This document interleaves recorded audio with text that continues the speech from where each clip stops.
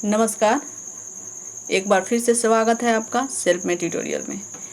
इस lecture series में आप देखेंगे नेट जेआरएफ 2020 क्विक प्रिपरेशन, जिसमें मैं लेकर आ रही हूँ history previous year question paper. क्योंकि कोई भी टॉपिक पढ़ने से पहले ये ज़रूरी है कि आप ये क्वेश्चन पैटर्न देख लें कि किस तरह से क्वेश्चन पूछे जाते हैं और किस तरह से क्वेश्चन आता है। ऐसा ना कि आप पूरे पढ़ते रहिए, बुक पे बुक ख़त्म करते रहिए, आपको ये भी पता ना चले कि क्वेश्चन सेटर का माइंड में किस तरह के क्वेश्चन सेट होते हैं और किस तरह के क्वेश्चन पूछे जाते हैं। ओके, तो इसी को ध्यान में रखते हुए मैं टॉपिक पर आऊँगी। उसके पहले मैं चाहती हूँ कि हर टॉपिक वाइज क्वेश्चन आपके साथ शेयर करूँ, आपके साथ डिस्कशन करूँ। तो ये इसके पहले बहुत सारे वीडियो अपलोड हो चुके हैं, आप देख सकते हैं। ये है गुप्त काल से संबंधित प्रीवियस ईयर क्वेश्चन पेपर है हिस्ट्री का।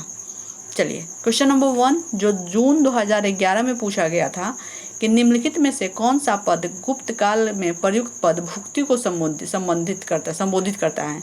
यानी गुप्त काल में भुक्ति किसको कहा जाता था? प्रांत को, जनपद को, नगर परिषद को, ग्राम को। तो प्रांत को भुक्ति कहा जाता था। ओके, ये टर्म आप याद कर लीजिएगा। क्वेश्चन नंबर 2 उज्जैन को गुप्त शासकों की द्वितीय राजधानी किसके शासन के दौरान बनाया गया? तो उज्जैन जो था एक व्यापार व्यवसाय का एक प्रमुख केंद्र था और ये द्वितीय राजधानी बनाया गया किसके टाइम में? चंद्रगुप्त द्वितीय के टाइम में, जिसको हम विक्रमादित्य भी कहते हैं। क्योंकि आप ये भी याद रखिएगा, चंद्रगुप्त द्वितीय के शासनकाल को गुप्त वंश का स्वर्ण काल भी कहा जाता है। ओके, क्वेश्चन नंबर 3 निम्नलिखित को क्रमानुसार लिखित और निम्न कूट में से सही उत्तर चुनिए। ओके, जैसे इसमें दिया हुआ है मालविका अग्निमित्रम, हर्षचरित्र, अष्टाध्यायी, राजतरंगिणी। यानी कि इसमें सबसे पहले कौन सा आता है? तो सबसे पहले आता है अष्टाध्यायी। अष्टाध्यायी किसके समय में?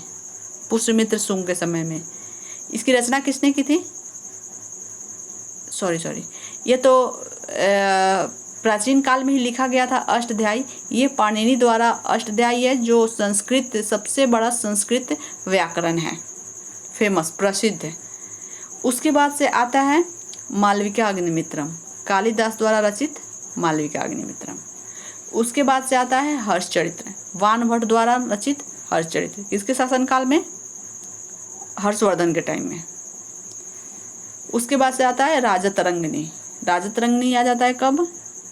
लगभग 9वीं 10वीं शताब्दी के लगभग, 9वीं शताब्दी नहीं, मैं तो कहूँगी ये 11वीं 12वीं शताब्दी के समय में ये राजतरंगिणी कश्मीर के इतिहास इसमें लिखा गया है। किसके द्वारा? कलहन के द्वारा दिया जाएगा। तो इसका आंसर होगा डी।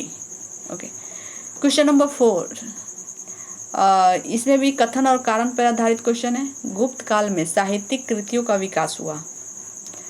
ये तो सही है भाई। देखते हैं सेकंड कारण क्या बता रहा है। उस समय की व्यापक अवस्थाएं ऐसे विकास में सहायक थी। हाँ, ये तो बिल्कुल सही है। तो ए आर दोनों सही है, आर ए की सही व्याख्या करता है। आंसर होगा 4 का ए। चलिए अब हम आगे बढ़ते हैं।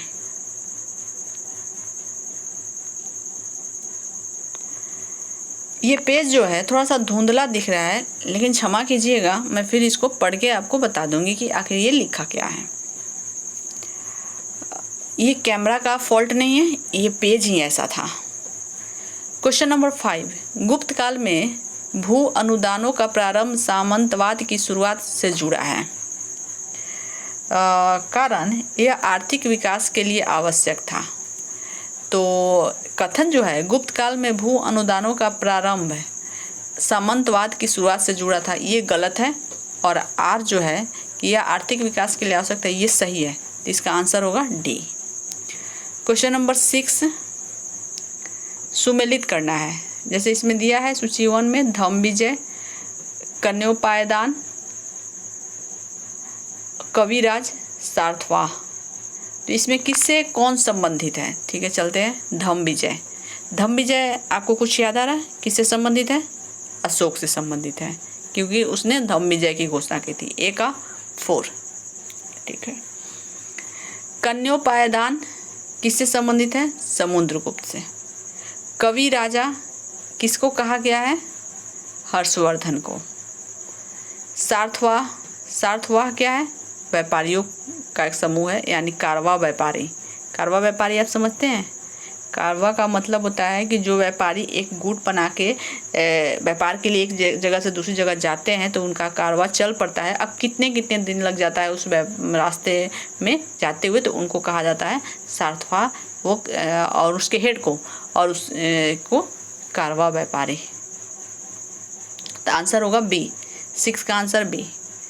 क्वेश्चन नंबर 7, प्राचीनतम हिंदू मंदिर बनाया गया? शोक में, ऐहोल में, विदिशा में, देवगढ़ में। प्राचीनतम हिंदू मंदिर कहाँ बना? देवगढ़। देवगढ़ का दशावतार मंदिर, देवगढ़ झांसी का दशावतार मंदिर। ये किस धर्म से संबंधित है? वैष्णव धर्म से। यहाँ विष्णु के दशावतार का जिक्र किया गया है। चलिए क्वेश्चन नंबर 8, मुझे भी पढ़ने में थोड़ी परेशानी हो रही है, फिर भी मैं पढ़ देती हूँ।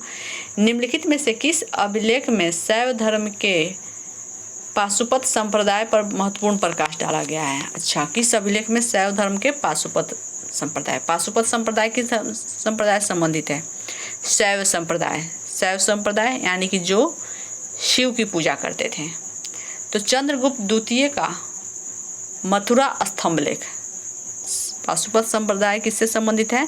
चंद्रगुप्त द्वितीय का मथुरा स्तंभ लेख। चलिए क्वेश्चन नंबर 9, निम्नलिखित में से कौन सा युग्म सही सुमेलित नहीं है?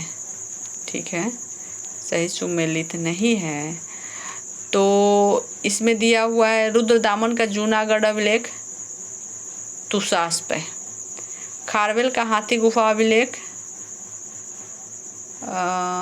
क्या लिखा हुआ है?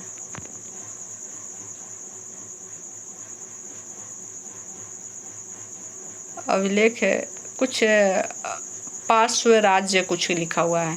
चंद्रगुप्त द्वितीय की उदयगिरी गुफा अभिलेख, कुमार गुप्त तथा बंधु धर्म का मंदसौर अभिलेख। अच्छा, तो इसमें सुमेलित नहीं है तो यही खारवेल, खारवेल का हाथी गुफा अभिलेख पार्श्व राज्य ये नहीं है, वो कलिंग नरेश खारवेल से ही संबंधित है, तो इसका बी आंसर होगा। क्वेश्चन नंबर 10, इसमें सुमेलित करना है, जैसे दशावतार मंदिर, गुप्तकालीन ईंट मंदिर, मेघूती मंदिर, पार्वती मंदिर कहाँ कहाँ स्थित है? तो दशावतार मंदिर जो है ये देवगढ़ है, पहले भी हम लोगों ने चर्चा किया यहाँ पे।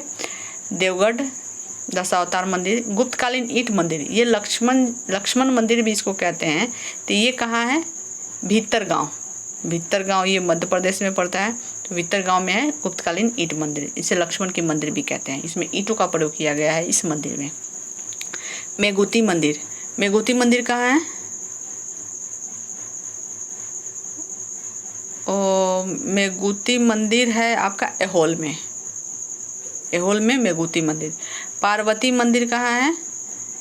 नचना कुठार, नचना कुठार में पार्वती मंदिर है। ओके, तो इसका आंसर होगा सी। ये रहा आपका गुप्त काल से संबंधित previous year question paper net JRF का।